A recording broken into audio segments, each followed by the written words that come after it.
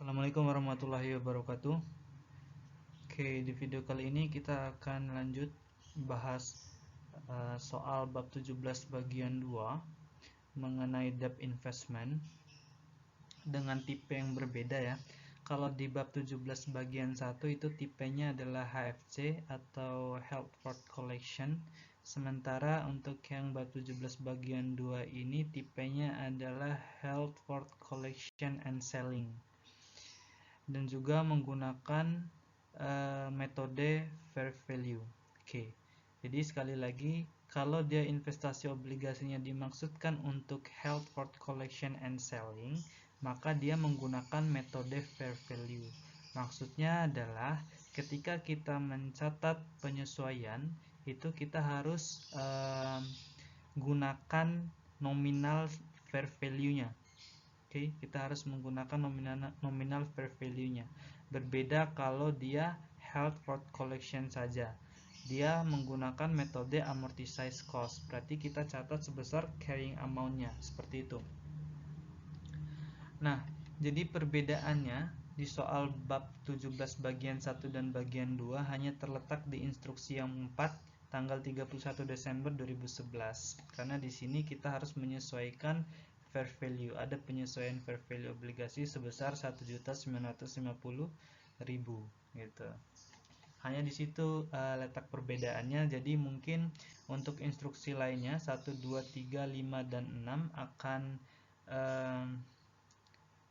akan saya jelaskan secara singkat, karena kalau teman-teman mau lihat detailnya silakan teman-teman bisa membuka video bab 17 bagian 1 sebelumnya karena sama penjelasannya. Oke, kita langsung masuk ke penyelesaiannya. Nah, untuk instruksi yang pertama, karena nominalnya sama, yaitu nilai obligasi 2 juta, kemudian present value-nya adalah 1.874, lalu bunga obligasinya 14% dan bunga pasarnya adalah 18%, dan juga bunga dibayarkan 2 kali dalam 1 tahun, setiap tanggal 1 Juli dan 1 Januari ya, berarti setiap 6 bulan sekali. Nah, maka untuk amortisasi diskonto dengan tarif bunga efektifnya adalah sama ya dengan penyelesaian soal sebelumnya, Jadi di sini kita masukkan dulu nilai present value-nya 1.874.000 sekian, kemudian cash reserve-nya ini diperoleh dari ini 14% bunga obligasi dikalikan dengan nilai nominal, kemudian dikalikan dengan 6/12 karena pembayaran bunganya adalah 2 kali dalam 1 tahun. Kemudian 168.727 ini diperoleh dari bunga pasar 18% dikalikan dengan carrying amount sebelumnya yang 1.874 ini.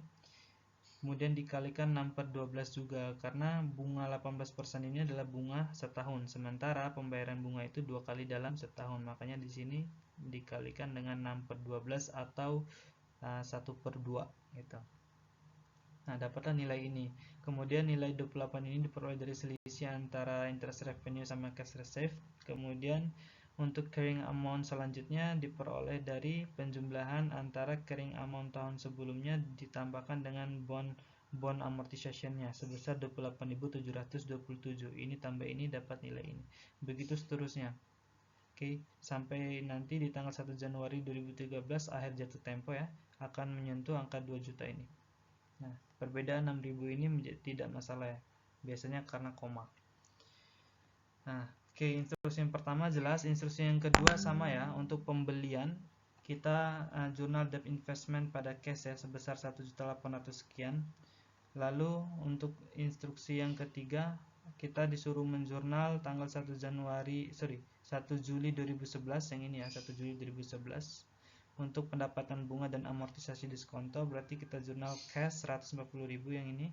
Kemudian debt investment 28.727 yang ini, dan juga interest revenue-nya adalah 168 sehingga balance ya. Nah, untuk instruksi yang keempat. Nah, instruksi keempat ini agak sedikit berbeda ya. Di sini kita harus membuat penyesuaian fair value atau fair value adjustment. Oke. Nah, untuk jurnal yang pertama sama ya, sama dengan yang bagian 1, bab 17 bagian 1. Kita jurnal yang pendapatan bunga, amortisasi diskonto dan pendapatan bunga dan amortisasi diskontonya, yaitu account receivable sebesar yang ini ya, 140.000. Kita ngambil yang 1 Januari 2012 karena ini 31 Desember 2011 ini sama dengan 1 Januari 2012.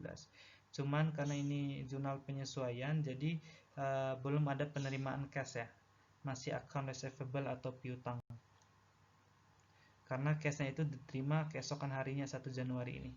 Nah, sudah kita jurnal ini, kemudian kita juga disuruh untuk menjurnal unrealized gain or loss jika fair value obligasinya adalah 1.950.000.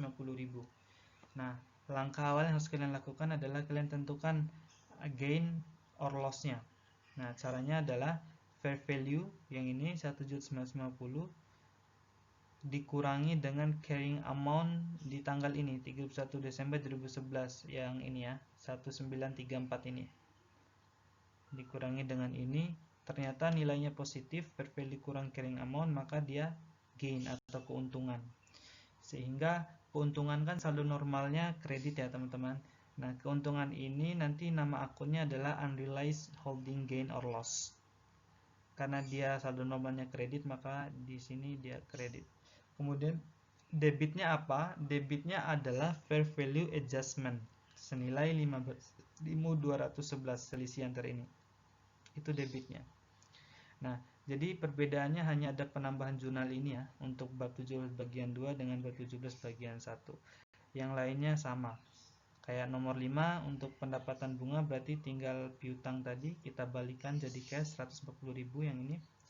Lalu untuk penjualan obligasi dengan harga kurs 1.960.000 plus bunga yang dibayarkan, ini ada 4 langkah ini. Silakan untuk secara detailnya teman-teman bisa buka video yang sebelumnya untuk bab 17 bagian 1. Sekian, wassalamualaikum warahmatullahi wabarakatuh.